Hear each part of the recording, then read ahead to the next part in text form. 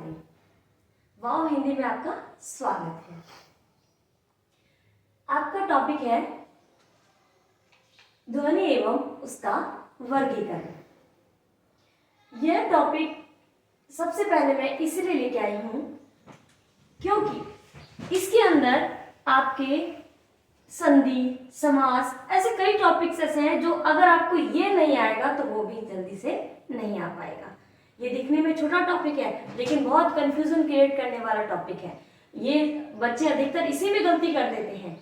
इसीलिए सबसे पहले आप 15 मिनट मुझे दे दीजिए। 15 मिनट के अंदर आपका ये टॉपिक फटाफट से क्लियर करवा देंगे। चलो समय को खराब ना करते हुए अपने अपने टॉपिक के अंदर आते हैं। सबसे पहले आते हैं स्वर। स्वर क्या होते हैं? स्वर जब अपने छोटे थे, छोटी छोटी क्लासेस में पढ़ा करते थे, तब आपके टीचर से पढ़ाते थे स्वर स्वतंत्र होते हैं। यस, स्वर क्या होते हैं? स्वतंत्र होते हैं। अ, आ, ई, उ, री, ए, ऐ, ओ, औ, ये स्वर है। अब आप कहोगे और अह क्यों नहीं पढ़ा हमने? अंग और अह क्यों नहीं पढ़ा हमने? क्यों? क्योंकि ये स्वर नहीं है, ये अयोगवाहक है।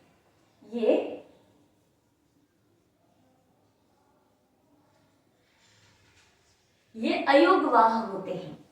अंग और अह अयोगवाह होते हैं। ये स्वर होते हैं अपने 11, है ना? कोई 13 अगर आपके ऑप्शन में आ जाएगा 13 तो फटाफट से आप 13 भी लगा देते हैं। कई बच्चे गलती करते हैं कि भाई अ, आ, ई, उ, ए, ऐ, ओ, अंग, ए, ऐ, ओ, औ, अंग और अह ये करते हैं। चलो 13 हो गए, 13 हो गए तो हमने 13 कर देते हैं, 13 हो गया। नहीं, ये दो होते हैं अयोगवाह और ये अ, आ, ई, उ, री, ए, ऐ, ओ, औ ये होते हैं 11 स्वर। ये हमारे स्वर होते हैं। ये हमारे स्वर होते हैं। स्वर कितने होते हैं? 11 होते हैं। ये तो हो गई हमारे स्वर कितने होते हैं। अब स्वर कितने प्रकार के होते हैं? स्वर 2 प्रकार के होते हैं। देखा जाए स्वर तो 2 प्रकार के होते हैं। एक होता है ह्रस्व स्वर और दूसरा होता है दीर्घ स्वर। ह्रस्व स्वर, ह्रस्व मतलब होता है छोटा, ह्रस्व मतलब होता है छोटा। छोटे स्वर जैसे आपने पहला छोटी ई की मात्रा, छोटे ऊ की मात्रा पढ़ा था ना, तो वही चीज वापस आ रही है आपके पास। अ, ई, उ, री, ये 4 ह्रस्व स्वर के अंदर आते हैं। अ, ई, उ, री, ये 4 ह्रस्व स्वर होते हैं। अब बाकी के बचे दीर्घ स्वर होते हैं। आ, ई, उ, ए, ऐ, ओ, औ, ये 7 दीर्घ स्वर होते हैं। अब देखो आप एक याद कर लो, एक से याद आपको दूसरी पे याद समझ में आ जाएगा। देखो 4 स्वर हो गए, कौन से? ह्रस्व, अ, ई, उ, री, अ, ई, उ, री, ये हो गए आपके 4 स्वर। 4 स्वर कौन से? ह्रस्व स्वर, छोटे स्वर, जिनको बोलने के लिए अपने को थोड़ा सा कम समय लगता है, और दीर्घ स्वर जिनको बोलने के लिए अपने को थोड़ा सा ज्यादा समय लगता है। आ, एक अ बोल रहे हैं और एक आ बोल रहे हैं, तो उसको आ को बोलने के लिए थोड़ा सा लंबा समय लगा है। तो आ, ई, उ, ए, ऐ, ओ, औ। याद हो गया? ये समझ में आ गया आपको? उम्मीद है कि आपको समझ में आ गया होगा। इसमें ज्यादा कोई बड़ी बात है नहीं। कंफ्यूज होते हैं बस अंग और अह से कंफ्यूज होते हैं कि भाई इसमें 13 होते, 13 होते हैं ना, 13 होते हैं तो 11 कैसे आ गए? तो कंफ्यूज नहीं होना।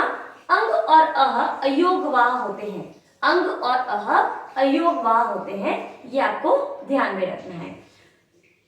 रिपीट करते हैं, अपने दोहरान करते हैं इस चीज का वापस से। स्वर होते हैं 11 स्वर होते हैं 11 और अयोगवाह होते हैं 2। इसका अयोगवाह का भी आगे आएगा, बताऊंगी। टोटल इसमें काउंट होगा, टोटल वर्णमाला के अंदर काउंट होते हैं, लेकिन बच्चे गलती कर देते हैं इसको स्वर के अंदर काउंट करने का, कि स्वर होते हैं, स्वर 13 कर देते हैं। समझ में आया आपको? स्वर होते हैं 11, अंग और अह अयोगवाह होते हैं। अयोगवाह, अंग और अह अयोगवाह, अंग और अह अयोगवाह।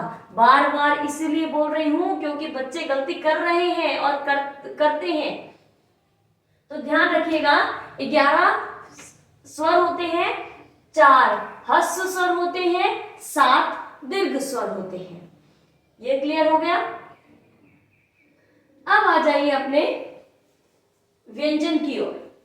भाई स्वर तो हमने सीख लिया कि ह्रस्व स्वर क्या होते हैं, दीर्घ स्वर क्या होते हैं, योगवाह क्या होते हैं और स्वर कितने होते हैं, इतना अपने को पता चल गया। आप सोचोगे बॉक्स क्यों बनाया? अभी लेंगे इस बॉक्स को, वही यूज लेंगे। आ जाइए अभी आगे आते हैं। अब कहते हैं व्यंजन।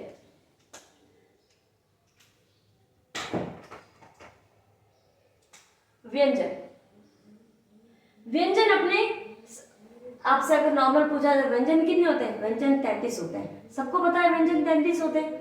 कौन कौन से होते हैं? क ख ग घ ड़ च छ ज ज ण त थ ड ढ न त थ द ध न प फ ब भ म। यहां तक हो गए अपने स्पर्श व्यंजन। म तक हो गया अपना, यहां से लेकर यहां तक हो गए स्पर्श व्यंजन, जो स्पर्श करते हैं, है ना, जो स्पर्श करते हैं। कितने हो गए? 25 यहां तक हो गए। देखो 5 यहां हो गए, 5 5 5 5 5 यहां हो गए 25। ये हो गए 25 व्यंजन। अपने 25 व्यंजन होते हैं स्पर्श व्यंजन। भाई आपके क्वेश्चन आ सकता है कि स्पर्श व्यंजन कितने होते हैं, तो आपको तो पता नहीं, है ना। स्पर्श व्यंजन 25 होते हैं, स्पर्श व्यंजन 25 होते हैं। य र ल, आप पूछोगे य र ल व भी तो होते हैं, ये क्या होते हैं? य र ल व ये होते हैं अंतस्थ व्यंजन, ये होते हैं अंतस्थ व्यंजन। श श स और ह ये होते हैं अपने ऊष्म व्यंजन। इसको ऊष्म क्यों कहते हैं? इसको ऊष्म इसलिए कहते हैं क्योंकि ऊष्म मतलब होता है गर्म हवा। ऊष्म मतलब होता है गर्म हवा। गर्म हवा जैसे अपने को देखो, हाथ मुंह पे हाथ लगा के देखो, मुंह के आगे हाथ लगा के देखो और बोलो श स ह, तो इसमें मुंह से गर्म हवा निकल रही है, इसलिए इसको ऊष्म व्यंजन कहते हैं। फिर आ जाइए अपने संयुक्त व्यंजन। प्रश्न आते हैं, अब इसमें भी प्रश्न आ जाएगा कि संयुक्त व्यंजन आपके कितने होते हैं? संयुक्त व्यंजन आपके होते हैं 4 प्रकार के संयुक्त व्यंजन होते हैं। संयुक्त व्यंजन आपके होते हैं 4।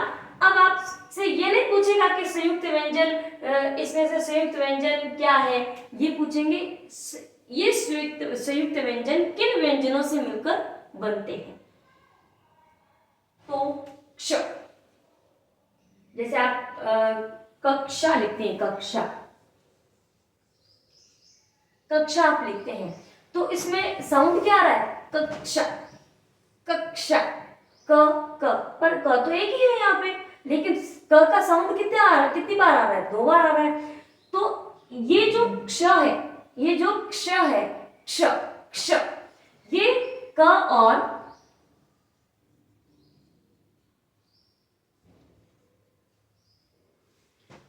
श से मिलकर बना है। ये किससे मिलकर बना है? क और क्ष से मिलकर बना है। तो ये जैसे आपके क्वेश्चन आ जाएगा कि जो क्ष है वो किस 2 व्यंजनों से मिलकर बना है, तो क और श से मिलकर बना है। त्र, ये जो त्र है, त्र त्र, धीरे से बोल के देखो, त्र त्र, त और र का साउंड आ रहा है, ना? ध्वनि किसकी आ रही है? त और र की आ रही है, तो त और र, त्र।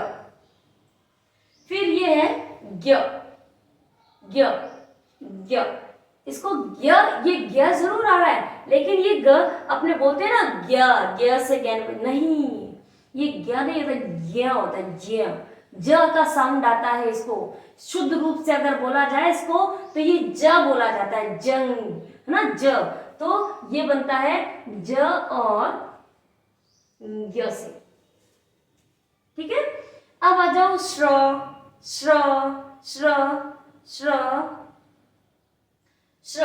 अब ये श्र, श्र, श्र, श्र किससे बन रहा है? श्र, श और स, श और र से।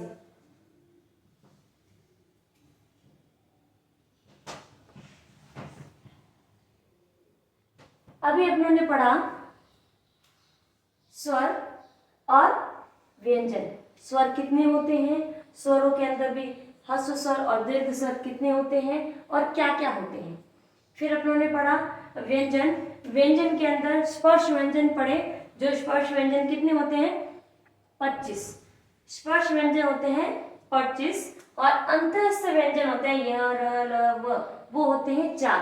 प्रश्न आपके ऐसे आ सकते हैं कि अंतःस्थ व्यंजन बताइए। ऑप्शन हो सकता है कुछ भी, तो भी दे सकते हैं, ट भी दे सकते हैं, ल भी दे सकते हैं। तो आपको ये पता होना चाहिए कि अंतःस्थ व्यंजन कौन कौन से होते हैं। य, र, ल और व, ये आपके अंतःस्थ व्यंजन होते हैं। और उष्म व्यंजन, आपके उष्म व्यंजन आपको पता होना चाहिए कि श, स और ह, ये आपके उष्म व्यंजन होते हैं। संयुक्त व्यंजन मैंने आपको एक्सप्लेन कर ही चुकी हूँ। क्ष, त्र, य और श्र, ये 4 अपने संयुक्त व्यंजन होते हैं। प्रश्न ऐसे बना सकते हैं कि भाई त्र जो वर्ण है वह किन दो व्यंजनों से मिलकर बना है? त और र से मिलकर बना है। बहुत इजी है, आराम से समझिए, कोई जल्दबाजी नहीं है। मैं आपको पूरा डीपली इस तरीके से नहीं पढ़ा रही हूँ, जो वैसे ही पढ़ा रही हूँ जैसा आपके एग्जाम के अंदर क्वेश्चन आते हैं। तो इसलिए चिंता करने की कोई बात नहीं है, घबराने की भी कोई बात नहीं। हाय हमारे पास में टाइम ही नहीं है, हम क्या करें, इस तरीके का सोचना बंद कर दीजिए और आ जाइए मेरे वाव हिंदी पे। अब देखिए 25 अपनों ने स्पर्श व्यंजन पढ़े थे, फिर अंतःस्थ व्यंजन पढ़े अपनों ने 4, तो टोटल कितने हो गए? 29। 29 अपने व्यंजन हो गए यहाँ पे अंतःस्थ व्यंजन के साथ में। फिर हो गया उष्म व्यंजन 4, वो भी अपने 4 हो गए, तो अपनों ने ऐड किए तो कितने हो गए? 29 और 4 33। फिर हो गया ये 33, यहां तक होते हैं अपने व्यंजन, यहां तक होते हैं अपने व्यंजन। और संयुक्त व्यंजन, जो संयुक्त व्यंजन होते हैं वो भी होते हैं 4, उसको मिलाकर अपने 37 हो गए, उसको मिलाकर अपने 37 हो गए। तो देखो एक ऑप्शन में आता है 48 आता है, तो 48 कैसे कौन से हो गए? ये 48 ये हो गए कि भाई 37 तो हो गए व्यंजन है और 11 हो गए स्वर। 37 हो गए व्यंजन, 11 हो गए स्वर, तो 37 और 11 कितने हो गए? 48। तो यहाँ पे चलो मान के चलो अपना नया लिख दिया 48, ये भी ऑप्शन में आता है ना, तो आप कंफ्यूज हो जाते हैं। 48 ये हो गया। अब देखिए ये तो रफली कार्य था मेरा जो आपको बताने का था। अब देखिए इतना हम लोगों ने पढ़ा है, अब आ जाइए कि भाई 48 तो हम लोगों ने ये लिख दिया, अब इसमें 2 चीजें अपनों ने जोड़ी नहीं की है। अपने ये भी आता है कि भाई 52, मैडम कहीं ना कहीं तो 52 भी दे रखा है, आप तो 48 ही बता रहे हो, 52 क्यों है? अब वो भी देख लीजिए। अपनों ने अयोगवाह, ये जो अयोगवाह जो था ना, ये अपनों ने काउंट नहीं किए हैं, ये अयोगवाह जो है अपनों ने काउंट नहीं किए, तो 58 में 2 और काउंट कर लीजिए अयोगवाह, तो हो गया 50। अब देखिए एक होता है उत्क्षिप्त,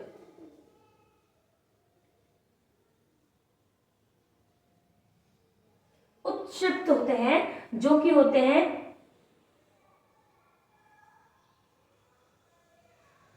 ये भी स्वर में आ रहे हैं ना, ये भी देखते हो आप कि भाई ये भी आते हैं, ये भी काउंट होते हैं, ये भी काउंट होते हैं, तभी जाके 52 होते हैं, ये इसको बोलते हैं उत्क्षिप्त।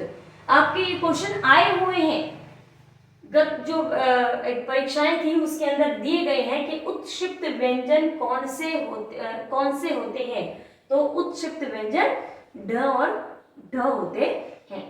ठीक है, ये आपका हो गया हमारे व्यंजन कितने होते हैं, स्वर कितने होते हैं, वर्णमाला में टोटल वर्ण कितने होते हैं। तो टोटल वर्ण 52 होते हैं। देखो कभी कभार कंफ्यूज करने के लिए तीनों चारों ऑप्शंस दे देते हैं और कभी कभार 48 भी दे देते हैं, है ना।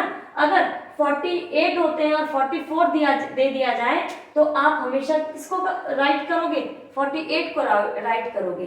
अगर आपके ये तीनों ऑप्शन में दिया जाए तो आप 52 को राइट करोगे।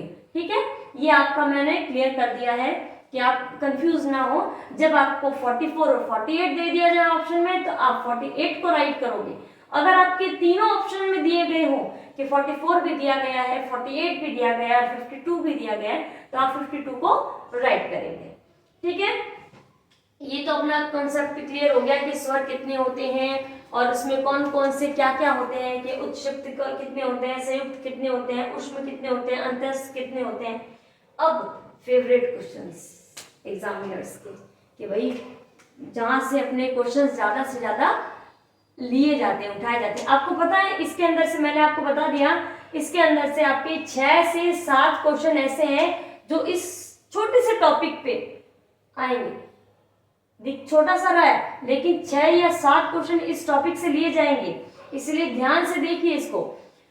अब है क वर्ग, च वर्ग, ट वर्ग, त वर्ग, प वर्ग। बच्चों को ये वर्ग याद नहीं होते, है ना, रटते रहते रटने वाला काम नहीं करना। रटोगे तो 4 दिन बाद में फिर भूल जाओगे। रट्टाफिकेशन नहीं करना, कड़ी से कड़ी याद करोगे तो कहीं भूलोगे नहीं। मैं आज पढ़ाऊंगी, मैं कहूँ आपको 2-3 साल बाद में भी पूछूंगी तो अरे हाँ ये तो वो था ना, KTM द। अब KTM द क्या है, आइए देखते हैं KTM द क्या है। अब देखिए भाई, कंठव्य, तालव्य, मूर्धन्य, दंतव्य, ओष्ठ, है ना।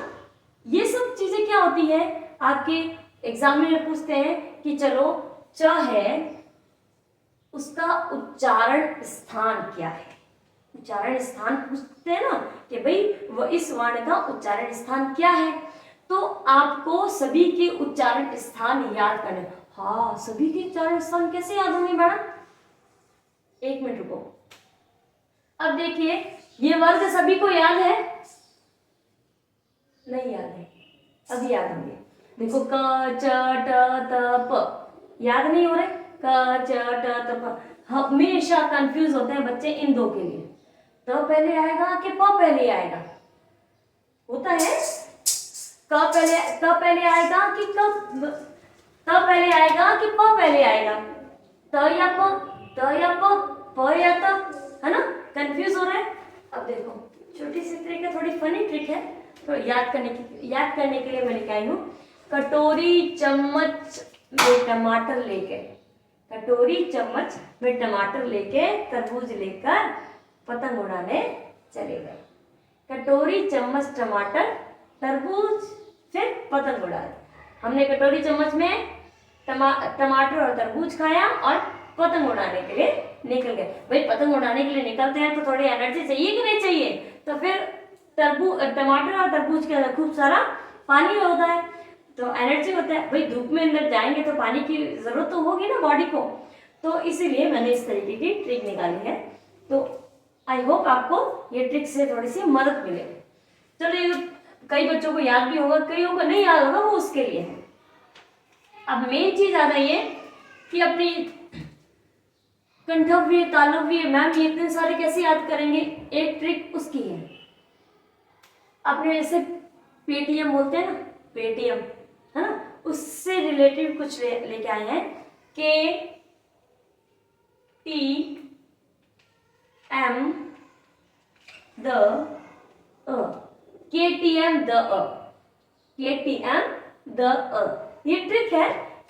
KTM द KTM द क से कंठव्य, है ना, क्या, क से कंठ, त से तालव्य, त से तालव्य, एम से मूर्धन्य, एम से मूर्धन्य, द से दंतव्य, अ से ओष्ठ। याद हुआ ये? अच्छे से याद हुआ। अब देखो क से कंठ्य, ट से तालव्य, एम से मूर्धन्य और द से दंतव्य, अ से ओष्ठ्य। आई समझ में। अब देखिए कोई भी इसमें से आ जाएगा कि भाई थ का उच्चारण स्थान क्या है, थ का उच्चारण स्थान क्या है। अब थ किस लाइन में आता है, त थ द ध न, त वाले उच्चारण से, यानी कि कौन से नंबर पे, कटोरी चम्मच टमाटर तरबूज, यानी चौथे नंबर वाले, के टी एम द, तो द यानी दंतव्य। अब मैं आपको पूरा डायग्राम बना के ऐसे बता देती कि ये साउंड कहाँ से निकल रहा है, तो ये साउंड ऐसे बताती, तब आपके दिमाग में सेट होता ही नहीं। क्यों? क्योंकि अभी आपके पास में समय बहुत कम है। ज्यादा से ज्यादा ट्रिक निकाल कर कम से कम समय में ज्यादा से ज्यादा चीजों को याद रखना, अपने दिमाग में रखना, यही अपना मोटो है है ना। अपना मोटो भी यही है कि भाई कम से कम समय लगकर जो चीज याद की जाए उसी चीजों को हमें लेके आना है। ये इस तरीके के क्वेश्चन आपके आएंगे कि थ व्यंजन का कौन सा उच्चारण स्थान है, थ का दंतव्य स्थान है। इस तरह ज का कौन सा स्थान है, च छ ज, यानी च दूसरे नंबर पे है, तो के टी, ट से तालव्य। अच्छा, तो च हो गया वो तालव्य पे हो गया, उसका च वर्ग का च व्यंजन का उच्चारण स्थान तालव्य होता है। ठीक है, ये तो हो गया अपना व्यंजन उच्चारण। आप समझ गए। कभी कभार स्वरों का उच्चारण भी पूछ लेते हैं कि भाई अ आ ई उ ए ऐ ओ औ, इनमें से किसका उच्चारण क्या है ना। तो अब ये भी देख लीजिए एक बार। अ आ ये होता है कंठ्य में, ये होता है कंठ्य में, अ आ कंठ्य में। फिर ई और ई ये होता है तालव्य या तालु, तालु कर लीजिए। तालु के अंदर उ उ उ उ उ, देखो बोलने के लिए भी अपने को थोड़ा सा देखो, आप भी थोड़ा ध्यान रखिए। उ उ उ उ यानी अपने होठों का प्रयोग ज्यादा हो रहा है ना, तो ये हो जाता है ओष्ठ, ये हो गया ओष्ठ। ठीक है, फिर आ जाएगा री। अब मूर्धन्य का मतलब ये होता है जहां अपने मुंह में जो मुंह के अंदर जो जीभ है उसका थोड़ा सा वो उच्चारण करते समय उसका मुड़ाव आ जाता है, मूर्धन्य के अंदर मुड़ाव आ रहा है, तो री को बोल रहे हैं, तो अपनी जो जीवा है वो क्या हो रही है, थोड़ा सा फोल्ड हो रही है, मुड़ रही है, हो रही है कि नहीं हो रही है, बोल के देखिए सभी। तो ये हो जाएगा अपना मूर्धन्य या मूर्धा कर देते हैं इसको। ठीक है, अब आ जाइए ए या आई। ए या आई होता है, देखो ए या आई, ए या आई, ए या आई, ये दो चीजों से मिलकर बन रहा है ए या आई। कंठ से बोल तो रहे हैं, कंठ से, लेकिन इसका प्रयोग भी आ रहा है, तालु भी हिल रही है, अपनी जो जीवा है अपनी किस पे लग रही है, तालव्य पे लग रही है। तो ये दो है, ये कंठ और तालव्य, के और टी दोनों पे मिलकर बन रहा है, के और टी, कंठ और तालव्य दोनों से मिलकर बन रहे हैं। उसी प्रकार ओ या औ, ओ या औ, अब बताओ ओ या औ कैसे मिल रहा है। ओ तो था ओ ओ ओ ओ ओ, ये आवाज कहां से आ रही है, गले से आ रही है, तो कंठ तो हो गया, कंठ तो हो गया है ना। और ओ अब ओष्ठ का भी प्रयोग हो रहा है साथ में, तो कंठ और ओष्ठ। ठीक है, कंठ और ओष्ठ, ये हो गया अपना उच्चारण स्थान कि भाई हमारे वर्णों के कौन कौन से उच्चारण स्थान हैं, कहाँ से आते हैं, कैसे लिए गए हैं, ये हमने अब आज सारा पढ़ लिया। और आपने ये भी देखा कि भाई 52 है तो 52 कैसे हैं, उसमें से ये भी ऐसे भी पूछ सकते हैं भाई, अंतःस्थ व्यंजन बताइए कितने होते हैं, संयुक्त व्यंजन बताइए, ऊष्म व्यंजन बताइए कितने होते हैं। अच्छा, स्पर्श व्यंजन कितने होते हैं, स्पर्श व्यंजन कितने होते हैं, 25 स्पर्श व्यंजन होते हैं। हर्ष व्यंजन कितने होते हैं, हर्ष व्यंजन होते हैं 4 हर्ष व्यंजन होते हैं। दीर्घ व्यंजन कितने होते हैं, 7 दीर्घ सॉरी हर्ष स्वर कितने होते हैं, 4 होते हैं। दीर्घ स्वर कितने होते हैं, 7 होते हैं। और अंग और अह ये दो चीज क्या होती है, अंग और अह ये अयोगवाह स्वर होते हैं। देखिए अभी अपना ये हो गया स्वर और व्यंजन कितने होते हैं, कैसे कैसे होते हैं, उनका उच्चारण स्थान कैसे कैसे होता है। क से कंठव्य, कंठव्य यानी गला है ना, कंठ, कंठ से निकले हुए व्यंजन कंठव्य कहलाते हैं। जैसे क ख ग ग है ना, क ख ग ग ड़, ये सब क्या होते हैं, ये कंठ से निकले होते हैं। च छ ज झ ण, च छ ज ज ञ, ये होता है तालव्य है ना, ये होता है तालव्य। च छ ज झ, अब ये जो जीवा है वो तलवे पे लग रही है ना, ऊपर के ताल पे लग रही है, इसलिए इसको तालव्य भी कहते हैं। अब एम फॉर मूर्धन्य, मूर्धन्य जो मूर्धन्य मतलब मुंह का प्रयोग नहीं, जो जीवा होती है, जीवा थोड़ी ऐसी होती है और उसको बोलने के लिए जैसे ट ट बोल रहे हैं तो जीवा कैसे हो रही है, मुड़ रही है, तो यानी मूर्धन्य, मुड़ना है ना, मूर्धन्य यानी मुड़ना। अब देखो मूर्धन्य ट ठ ड ढ ण, तो जो अपनी जीवा है वो मुड़ रही है, जिस व्यंजन को बोलने के लिए जीवा मुड़े तो वह मूर्धन्य व्यंजन कहलाते हैं। त थ द ध न, इसे दंतव्य इसलिए कहते हैं क्योंकि जो जीवा है वो दांतों पे टच कर रही है। बोल के देखिए मेरे साथ में, त थ द ध न, क्लियर हो गया। अब आ रहा है प, प मतलब प यानी अ मतलब ओष्ठ, ओष्ठ यानी होठ, ओष्ठ मतलब क्या होता है, होठ। प फ ब भ म, इन व्यंजनों को बोलने के लिए अपने जो होठ है उनका प्रयोग में आ रहा है, इसलिए इनको ओष्ठ्य व्यंजन भी ओष्ठ्य व्यंजन कहते हैं। ये हो गया अपने व्यंजन, स्वर और व्यंजन, ठीक है। अब कंफ्यूज एक और चीज में होते हैं बच्चे कि संयुक्त व्यंजन और द्वित्व व्यंजन क्या होते हैं, यानी व्यंजन गुच्छ क्या होते हैं, संयुक्ताक्षर और व्यंजन गुच्छ क्या होते हैं, द्वित्व व्यंजन क्या होते हैं।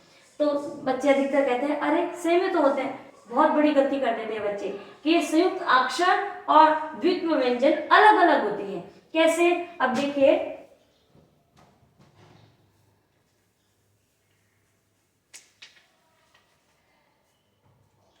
जैसे आ गया दिल्ली,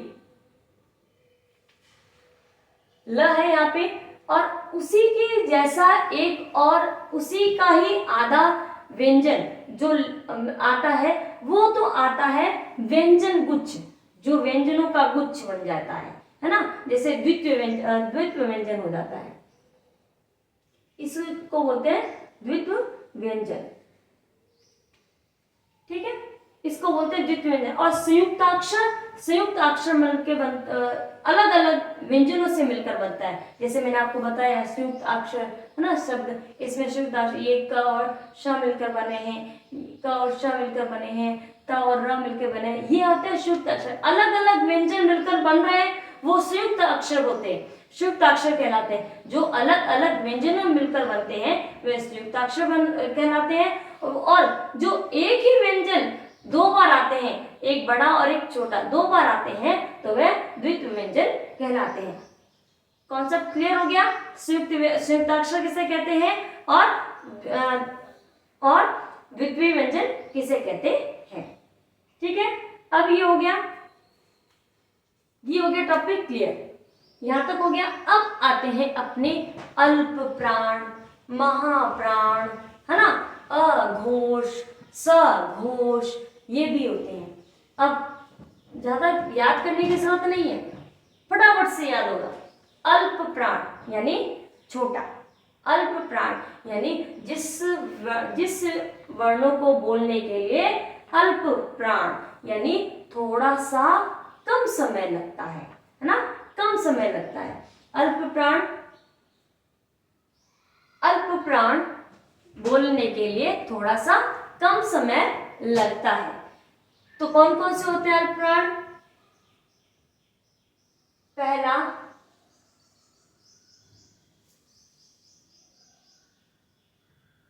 तीसरा, पहला तीसरा और पांचवा। पहला तीसरा और पांचवा ये होते हैं अपने अल्प प्राण। ये होते हैं अपने अल्प प्राण। पहला तीसरा और पांचवा, पहला तीसरा और पांचवा, पहला तीसरा और पांचवा होते हैं अल्प प्राण। प्रश्न आपके ऐसा आएगा कि भाई अल्प निम्न वर्णों में से अल्प प्राण बताइए। तो आपको ये भी दे देगा, ये भी दे देगा, ये भी दे देगा, XYZ कुछ भी दे सकता है ना। तो आपको पता होना चाहिए कि पहला तीसरा और पांचवा, आराम से बता रही हूं, कंफ्यूज मत होइएगा। पहला तीसरा और पांचवा, 1 3 5, 1 3 5 होते हैं अल्प प्राण। 1 3 5 होते हैं अल्प प्राण। 1 3 5 होते हैं अल्प प्राण। और महाप्राण, अब महाप्राण किसे कहते हैं? जिनको बोलने के लिए ज्यादा समय लगता है। अल्प प्राण से ज्यादा समय लगता है। तो अल्प प्राण से ज्यादा समय अपने को, जैसे एक अपने बोल रहे क बोलने के लिए अपने को कम समय लगा, उसी जगह अपने ख बोलेंगे तो अपने को थोड़ा सा ज्यादा समय लगेगा। तो महाप्राण के लिए दूसरा और चौथा, ये हो गया महाप्राण। मतलब कौन सा अल्प प्राण के अंदर? तो पहला तीसरा और पांचवा। और महाप्राण के लिए दूसरा और चौथा। महाप्राण के लिए दूसरा और चौथा। याद समझ में आ गया कि क्या होता है अल्प प्राण? महाप्राण क्या होता है? अल्प प्राण जिनको बोलने के लिए समय कम लगता है, और महाप्राण अल्प प्राण से थोड़ा सा ज्यादा समय लगता है। ठीक है, अब ये हो गया अपने महाप्राण और अल्प प्राण का कॉन्सेप्ट। देखिए, अब अपने ने ये पढ़ा था अल्प प्राण और महाप्राण, यहाँ तक हम पढ़ चुके हैं। अब आ जाइए सघोष और अघोष। सघोष और अघोष क्या होते हैं? इतना सा क्लियर हो जाएगा तो आपको एक्सप्लेन करने में थोड़ा इजी रहेगा मुझको भी। तो देखिए, अभी अपनों ने पढ़ा महाप्राण कितने होते हैं? महाप्राण होते हैं 2। महाप्राण होते हैं 2। कौन सा? दूसरे नंबर वाली लाइन। इजी से इजी चीज बता रही हूँ, कोई कंफ्यूजन क्रिएट करने वाली कोई चीजें नहीं बता रही हूँ।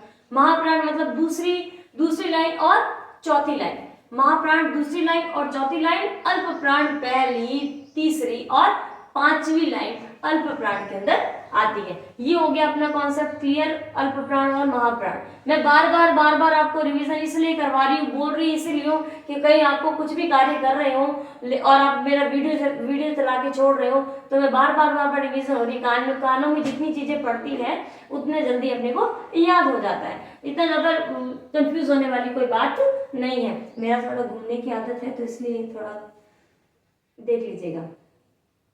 अब देखिए, अब आ जाएगा सघोष और अघोष। सघोष